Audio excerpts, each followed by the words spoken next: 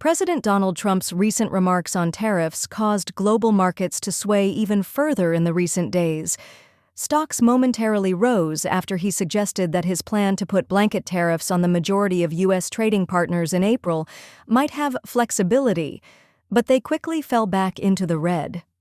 Trump stated during his Oval Office remarks that he had no interest in granting exemptions to the extensive fair and reciprocal levies that he had hinted at in February, and that he now claims will be enforced on April 2nd.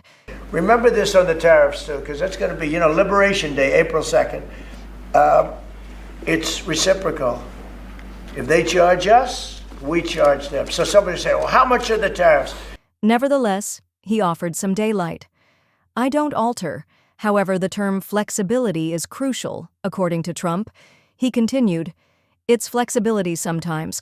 Although there will be some leeway, it's essentially reciprocal." Some of the American companies, and instead of taking it properly, they said, oh, he changed it. I don't change, but the word flexibility is an important word. Sometimes there's flexibility, so there'll be flexibility, but basically it's reciprocal.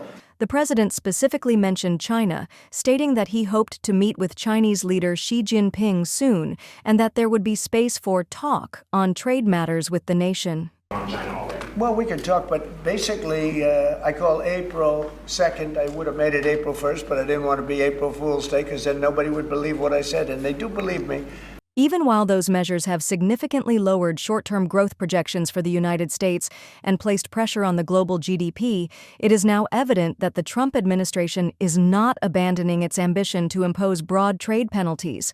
White House spokesperson Kush Desai told NBC News last week that every member of the Trump 2.0 administration is aligned on finally leveling the playing field for U.S. industries and workers. Trump and other government officials have not resisted the notion that the U.S. economy may be in for a difficult period as a result of its tariff strategy, despite the fact that stocks have solidly entered correction territory, over 10% from their recent highs. Consequently, the Organization for Economic Cooperation and Development has lowered its 2025 and 2026 U.S. GDP projections from 2.4% to 2.2% and 2.1% to 1.6%, respectively. In 2025 and 2026, the global GDP was revised down from 3.3% to 3.1% and 3.3% to 3.1% to 3.0%, respectively. The OECD stated that increased geopolitical and policy uncertainty, along with higher trade barriers in several G20 economies, are weighing on investment and household spending.